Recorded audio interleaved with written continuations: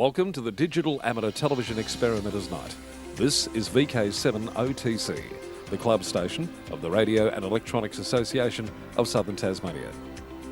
Amateur radio is a worldwide hobby that has many different aspects.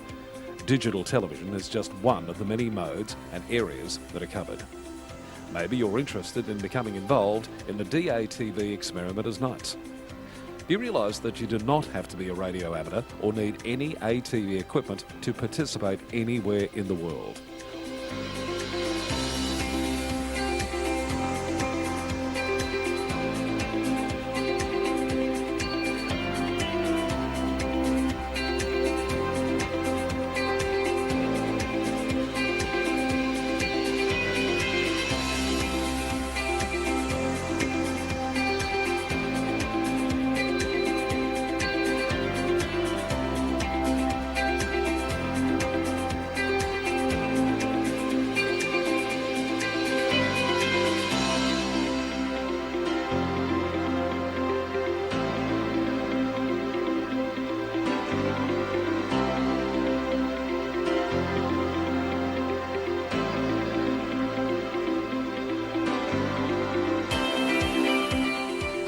Also participate on the night by coming up to the Queen's Domain club rooms. Yes, right on top of the Queen's Domain in the heritage-listed Coast Wireless Station. You never know, we might get you in front of the camera or behind doing one of the many roles during the night. We get underway with our program on a Wednesday night from 7:30 p.m. local time. We'll see you soon. This is VK7 OTC.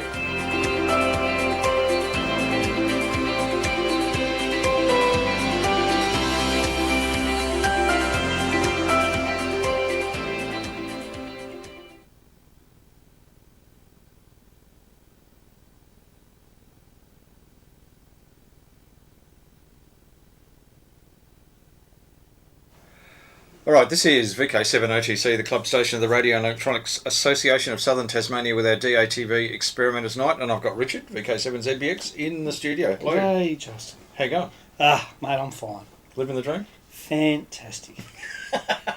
Alright. No, I'm pretty good. I'm just a bit sleep deprived, but it's all good. And we'll work out why you're sleep deprived in a minute. So yes. Just acknowledgement of country.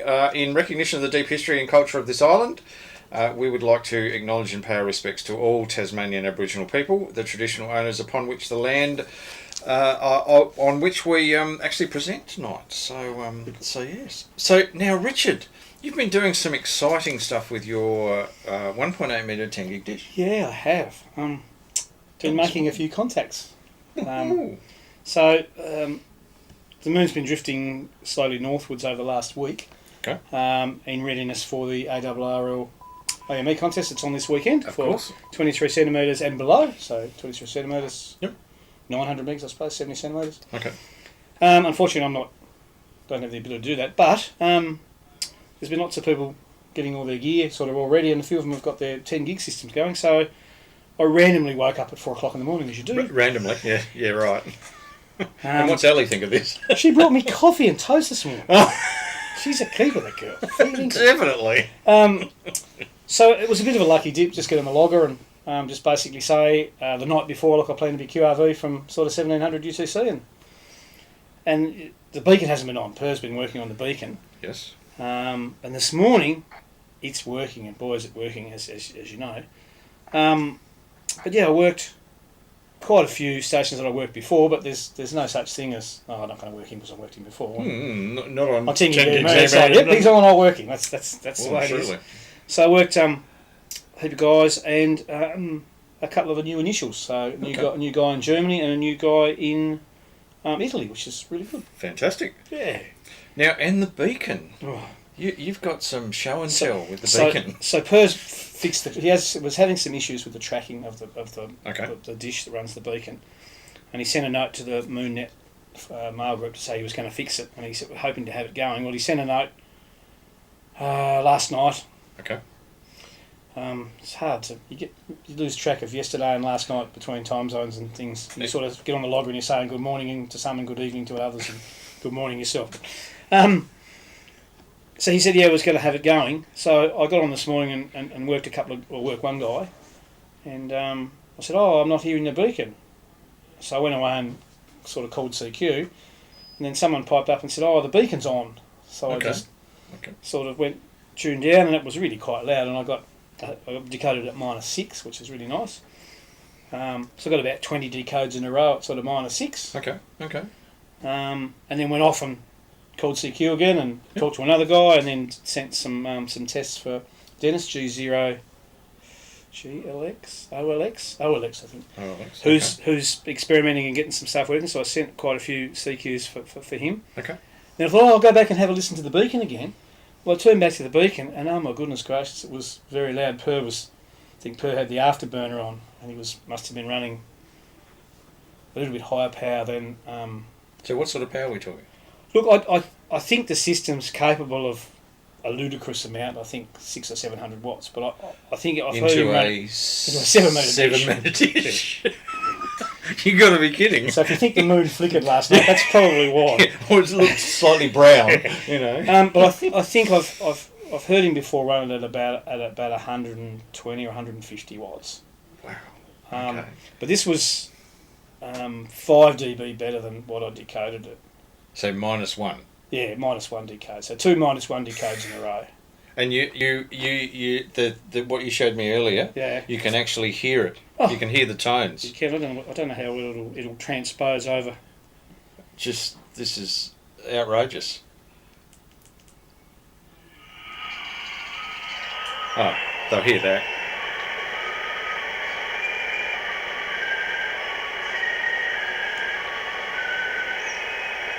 That is outrageous. You know, if you zoom in and have a look at that.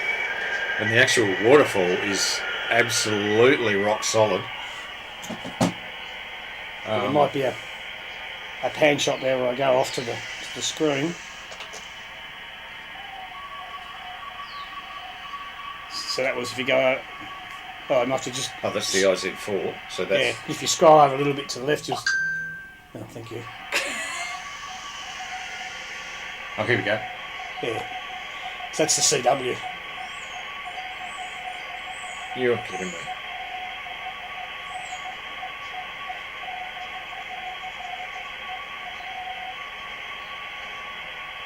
That is just outrageous. Look, for those amongst us that can read CW. Dear. That is just phenomenal. Ooh, thank you. But yeah, well, congratulations. So I was really happy with that. Very. The tracking system's working sort of pretty well. Yep. It's still every day's a field day, unfortunately. But I'm getting. So getting this a little is wheeling everything out and and setting it all up. And I've got a new spot, which will be a little bit better, but it's going to take a bit of prepping because it's got a bit of out of control garden to sort of move. Okay. But the 3 mornings in a row, because the moon's drifting north, it was sort of getting further and further. Okay. So the spot I was in, I was trying to get a bit of moonrise activity as well. Yep. Okay. But there wasn't much activity for moonrise, so this morning got up a little bit earlier and basically pulled the thing around about 20 metres and sort of extended it on cables. And yeah, peaked up on the sun. Like when I set it going, looked at the camera it was pretty much perfectly centred. It was really good. So are you still operating with a table, or are you now operating from the shack? I'm not operating from the shack. I'm operating from when I'm out the front, out in my garage. Yeah. So I've got like a blow mould table that sits next to the dish, which has normally got the tracker, because just had a few issues before with the PWM noise interfering with the info coming back on the encoders, even though it shouldn't. Okay. So what happens now is the tracker actually sits out in a plastic box near the dish, and I then see into it. There you go. So very nice. So you can do everything from the operating position. So yeah. But it seems to work pretty well. And look, it worked. I think I'm up to about 40 contacts, which is fantastic. Pretty damn good. So you'll be going for DXCC next on 10 gigs There's EME. heaps of people on it, and there's more and more people that are getting on it. And I think there's lots of guys in VK that have got the gear. I can't actually say anything because I do have the gear. I do have the gear. Excuse me. And in fact, talking about Jacques. I'm glad I checked that Yours particular regulator because there's a capacitor that we were informed was around the wrong way, and I had one that was around the wrong way. Mine. I haven't actually checked mine. Okay. But it hasn't gone back. I've so significantly hammered mine. Correct. Yes. So yours was definitely in the right way. I can sort of see why how it gets put in the wrong way because on the photo that he supplied, it actually has a silk screen on it. Whereas the board that I've got, and I suspect the board you've got, doesn't have any silk screen on it. So there's no way of sort of just by eyeballing it, knowing it's... 50-50 chance, isn't it, really? Correct. So yeah. So anyway. Oh, and hello to Anthony, 7AG in Blackmans Bay, and Andrew Elwell from Cygnet. Hello, Andrew. Sunny and also Warren, Warren from Casey Station. So our link seems slow tonight, buffering a lot. Okay. We'll talk slower. And very succinct. There's another ISP. I don't know what you're helping out down there. Elon Musk, I read today, is not going into China. He's not deploying to China for some strange reason. Anyway, that's way too political for this program. I couldn't begin to imagine that. But anyway, now you're welcome to stick around because I do have the DUBUS Magazine there in a short while. Yours is not waterlogged like mine. Oh, okay. Oh dear. Need an upgrade to the letterbox. But anyway, very sad. Very sad. Now the big news and on the weekend we actually had Kim Briggs give us a talk on portable antennas and ground planes, which included a practical demonstration of ground plane, where he set up an antenna, a vertical, tuned to 7ZR, so local radio station. And the reason we do that is we know it's not going to vary. It's not that far away. It's solid and it's the same power level all the time, and the same antenna, etc. So what he did was set up that with he had a skip find of a very nice and I suspect quite expensive in its day Potomac field strength meter. Oh wow! Okay. Up to 0 to 5 megs, so it's broadcast field strength meter, so he can get an absolute reading force field strength. Nice, you can walk around and look at patterns and... Well, set up the vertical, and then he cut a whole lot of vaguely quarter wavelength ground plane lengths of wire, and we basically monitored the field strength meter. And I've got all this on video. I'm waiting for a cable because I suddenly realised that the IEEE connector, the DV IEEE connector that's on the back of the video camera, I actually haven't got a cable for. Hello, chestnut. So I'm just waiting for a cable to arrive, which should be in the next few days, which means I can download the video and upload it to the YouTube channel. But we added 2, and then added 4, and then added 8, and I think we got to 16 of these ground plane wires that were then run out in all directions, and it increased, going from nothing to 16 ground plane wires. We increased it by a dB. Wow. Not changing anything else other than putting ground plane wires on there, and you could see it was slowly increasing signal strength. So yeah, it was an interesting exercise, very interesting exercise. So we've got all that on video. I'll edit that up, and it will be on the YouTube channel in the not too distant future. So yeah, but in talking to him. He has some offcuts of LDF 750. As you do. As you do, just lying around. Now, LDF 750, we're talking about heliax, which is 46 millimetres in diameter. I have the hollow centre core here. Correct. So this is, and I did read the specs today. This is up to, I think, 200 kilowatts. You can put down this piece of, because this is the sort of stuff that you would find up on the mountain for broadcast deployment. Now he's got some of these links, and I have been looking for a wider diameter tube because as we talked about a couple of DATV nights ago, I've been doing the calculations on using VK3 CPU's wonderful online program, and I'll leave the link in the video description. Wonderful program which enables you to put in a whole lot of parameters around for a magnetic loop antenna. Oh, okay.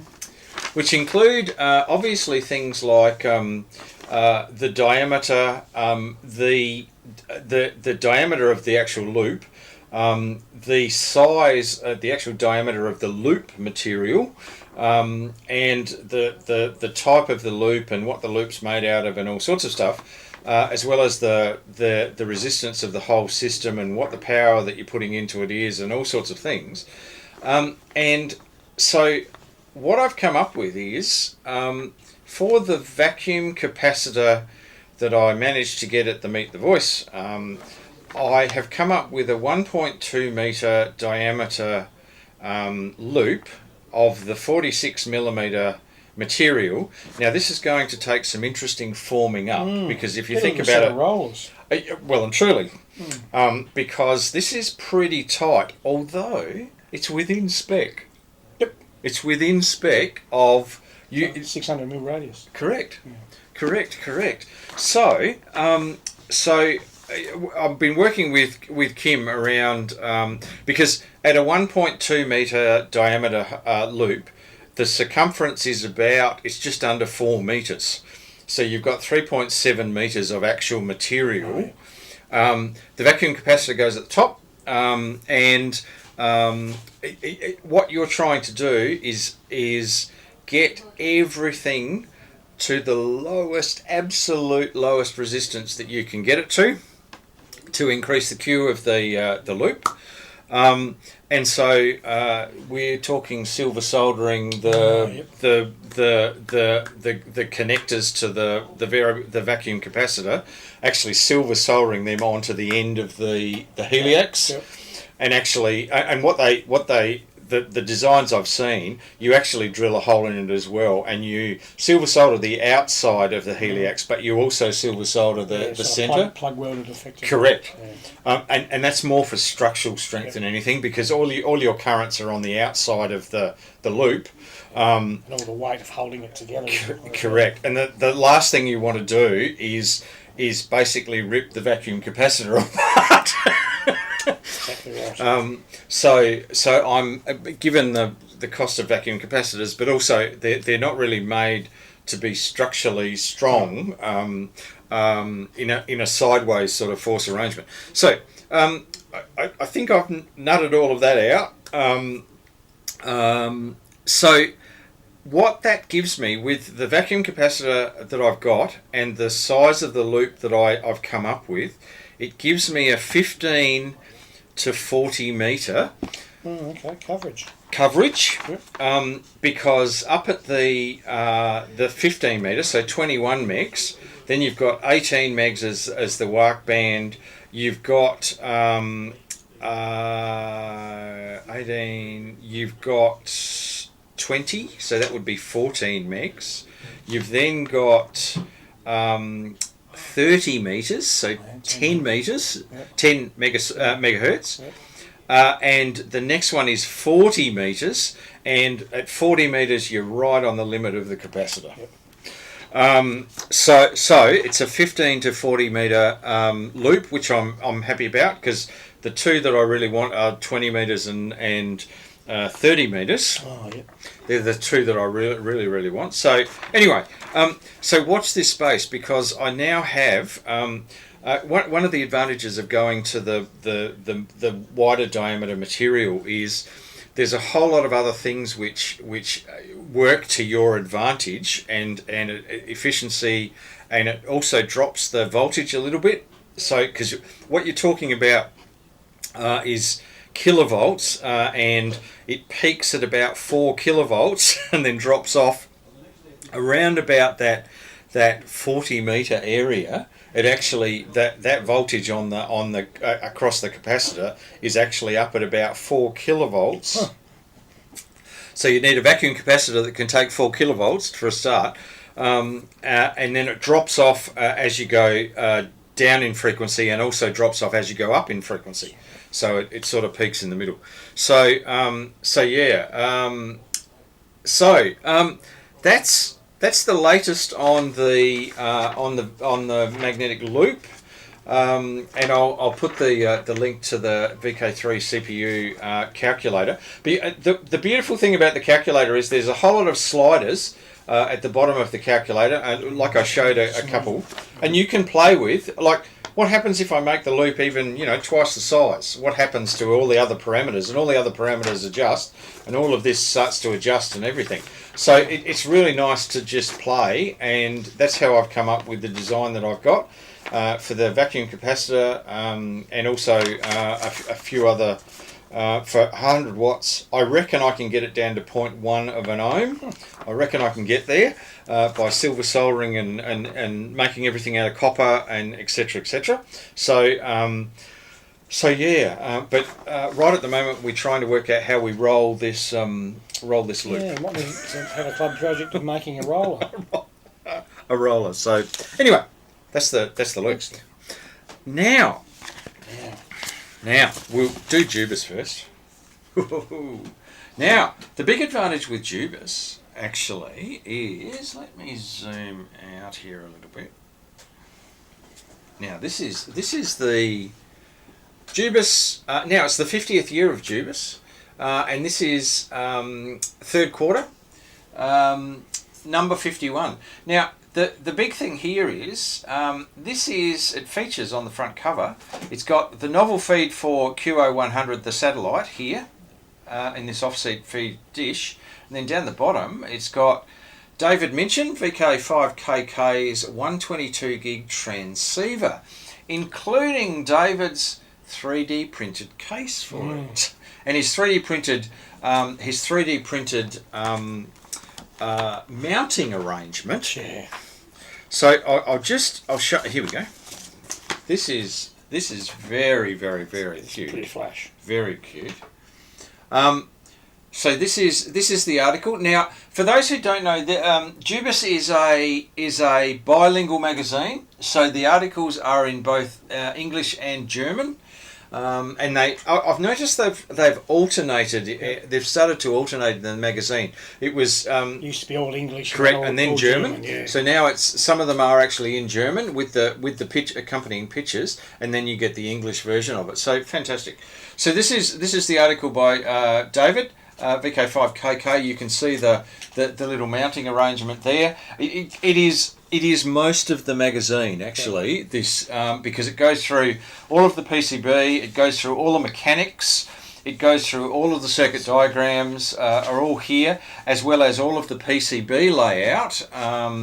So it is, as well as, and can I just say, this is really impressive test equipment that David's got access to, because what we're looking at here is the 122 gigahertz signal and the 134 gigahertz signal. The average shack doesn't have a spec angle to go that high.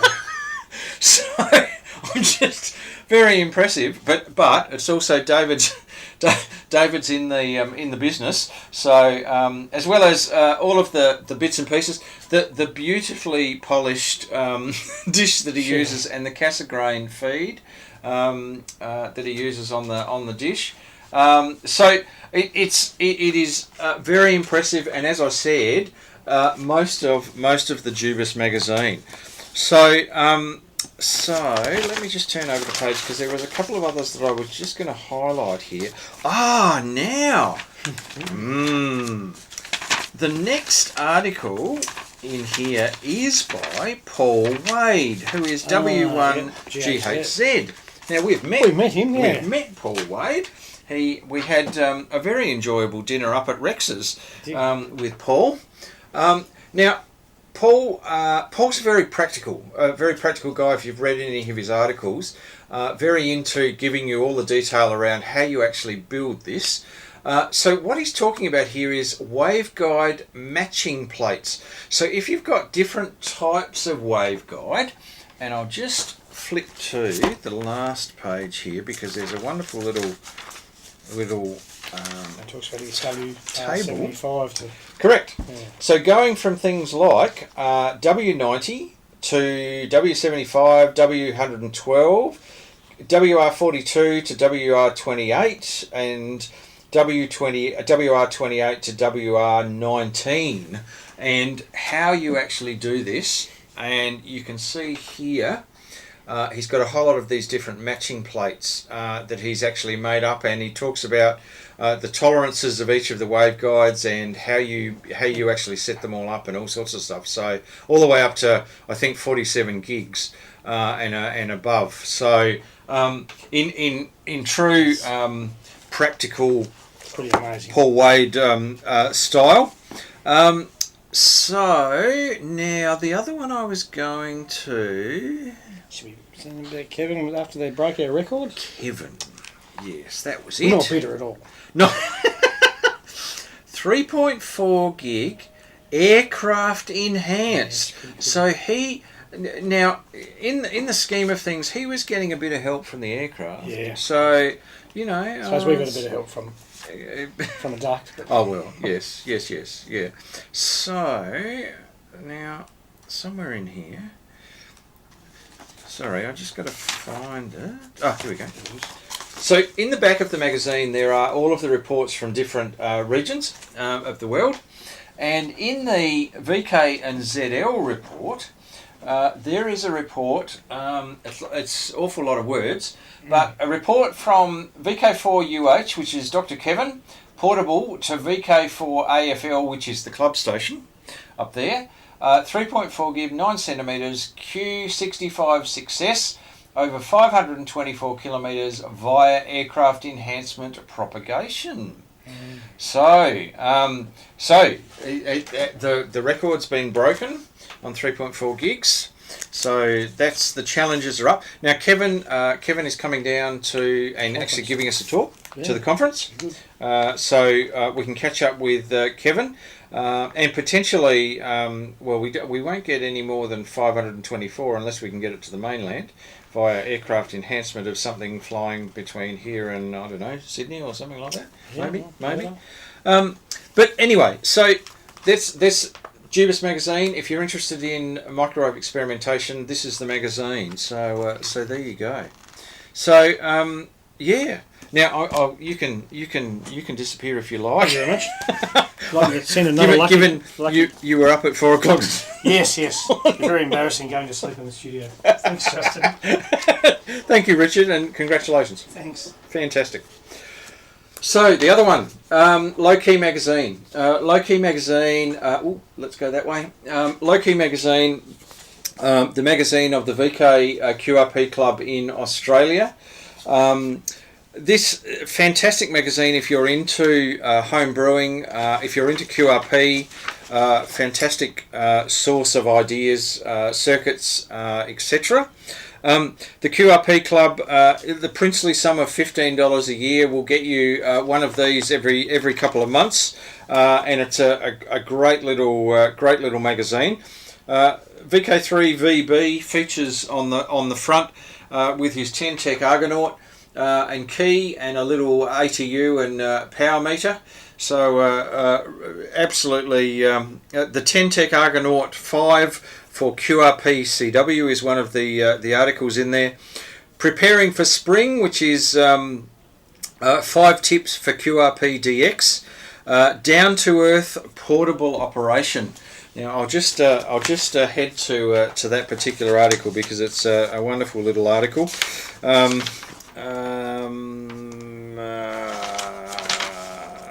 Just bear with me.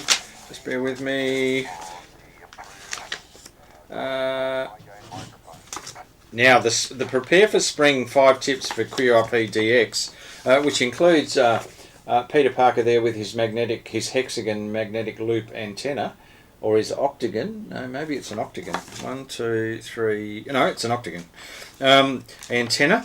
The Down to Earth portable operation is by Doc Westcombe Down, who is VK5 BUG, and it's a very interesting. We're talking about ground planes on the weekend. This is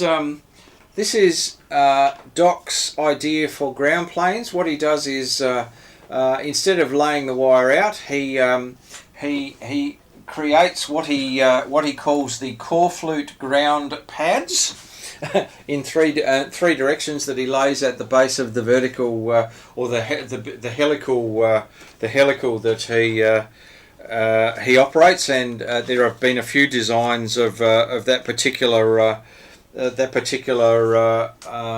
idea.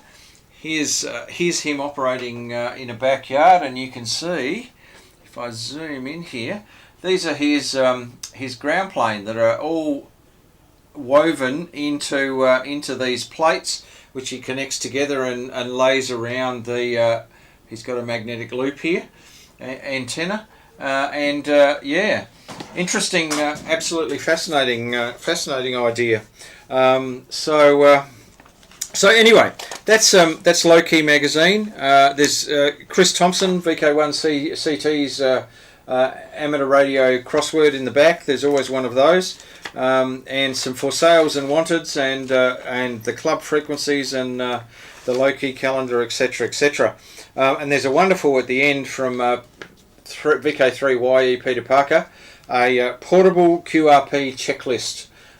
So all of the things you need to take with you to have a successful QRP portable experience. So anyway, Low Key Magazine in your letterbox, $15 a year, at the VK QRP Club magazine. So absolutely fantastic. Now we've got a bit of a shortened version today because we're setting up for JOTA, which is Jamboree on the Air, and JOTA and JOTI, which is Jamboree on the Internet. And we've got some scouts and guides coming up this weekend to the club rooms. So we're cutting it short so that we can set up the club rooms for the scouts on the weekend. So the last thing I'll do is a promotion of course, the Tasmanian Ham Radio Conference, and just bear with me. I really need to put that mouse on a chain because I keep knocking it off onto the ground. So I apologise for that. But so what I will do here is we'll go across to close those tabs. We'll pull this across and do the reveal. So the Tassie Ham Radio Conference and Expo. Friday night there is a barbecue for those people who are in person. Saturday the 5th is the conference, lots of presentations which we'll go through in a sec, and Sunday the 6th is the Ham Radio Expo. And the big news which was announced last week is the VK debut of the IC905 microwave link from ICOM will be on Sunday the 6th of November at the Tassie Ham Radio Expo. And ICOM's engineer Hero will actually be there to answer your questions. And he's also bringing with him a whole range of other ICOM amateur radios. So worth coming along to the Expo, at least, if not both the conference and the Expo. Now, it's being held at the Sir Stanley Burberry Theatre, which is a beautiful lecture theatre, big lecture theatre at the Sandy Bay campus of UTAS. In fact, if I scroll up, that's at the University Centre, that's the Sir Stanley Burberry Theatre. That's what it looks like inside, and then the big foyer in here, which is where the Expo will be held. So it's 20 minutes from the airport. Here's Hobart Airport, across here, across the Tasman Bridge, through Hobart, and up into the University of Tasmania here. So it's 20 minutes away from the airport. Lots of accommodation options there, and fantastic range of raffle prizes. Let's just open this up. Raffle prizes. So ICOM IC705 transceiver and backpack. A Rig Expert AA650 Zoom antenna analyzer. There is a Nano VNA, a Waxon radio, handheld radio. There's a $250 voucher from TET Mtrom in Western Australia. David Minchin, VK7KB, a 122 gig complete transceiver. VK5 JST 250 watt LCD SWR power meter. A Diamond SG 7200 2 and 70 centimeter mobile a ham radio handbook, some beautiful handmade pens from Rick up in the northwest, VK7RI. They're one of a kind conference pens, and of course many more giveaways on the day. So huge number of raffle prizes, and the only way you can get into the raffle is if you actually come along to the conference and or the expo. Now the talks on the 5th, on Saturday the 5th, we've got the how and why of youth engagement from Steve Goodgame, who is the ARRL education and training person. Remote station operations with Scott Williams, who's WIA president right at the moment. Electrical safety from medical, not an engineering perspective from Kevin, Dr. Kevin, VK4UH. Worldwide flora and fauna in VK with Paul, VK5PAS, who's also coming down with Maz as well. So you'll be able to talk to Paul. Interference mitigation with Ian Jackson, so that's QRM Guru, VK3BUF. Low power portable EME with Wayne, VK5APN, exactly what Richard was talking about. QRP soda builds. Now this is an online presentation from Adam K6ARK, coming in from the States. 122, 134 gig developments with David Minchin, VK5KK. The GA Taylor, a humorous look at a VKAR giant with Roger, VK2ZRH. DATV, so Digital Amateur Television Developments in VK with Peter Cousins, VK3BFG, and I finish up the presentations with ideas on how to use your club for amateur radio promotion. So that's our program, fairly full program for the Saturday. On the Sunday we've got the Ham Radio Expo, so there's lots of pre-love tables. We'll of course have the raffle draw. The vendors that are coming down, all about DX. We've got Alara DX Systems. We've of course got ICOM with the IC905. We've got NTARC, who've got a table. Reast that have got a table. Rotarians of Amateur Radio, which is RAW. We've got Spook Tech. We've got Summits on the Air. We've got Volunteer Examiners, Examiner Australia, VEA, which is the US licensing. We've got the Wallace Institute has a stand, and also we've got a worldwide flora and fauna table as well, and there will be other tables I suspect as well by then. So registrations are well and truly open. You can see that there is registrations links all through this particular document that you can whiz off to. There's the vendor and pre-loved registration portal, and you can go off and register. Now, one of the things is you don't have to come in person if you can't make it or don't want to travel for whatever reason. Then you can actually go online via Zoom and watch the presentations on the Saturday via Zoom online from the comfort of your shack. So there are a couple of ways. You can come in person, or you can actually Zoom in, and you can watch the presentations on the Saturday via Zoom. So many different ways that you can actually see and participate in the conference via Zoom or in person. Of course, the expo is in person only, and the only way that you can get a raffle ticket or three is if you are coming along to the conference and or the expo. So you've got to be there to be in the raffle. So that's our show for tonight. I'll just check the... Oh, hello to Lionel, KJ70FH. Howdy. Looks like I'm going to need to play catch-up. Okay. Well, for those who don't know, the show is recorded automatically and uploaded to the YouTube channel, to the Reast YouTube channel. So it is there as soon as we finish up, actually, and available for viewing at your leisure. So anyway, that's our presentation for tonight. We'll head off and set up for Jota, and we'll catch you next time. So this is VK7OTC, the club station of the Radio and Electronics Association of Southern Tasmania, with our DATV Experimenters Night 73, and we will catch you next week. Cheers.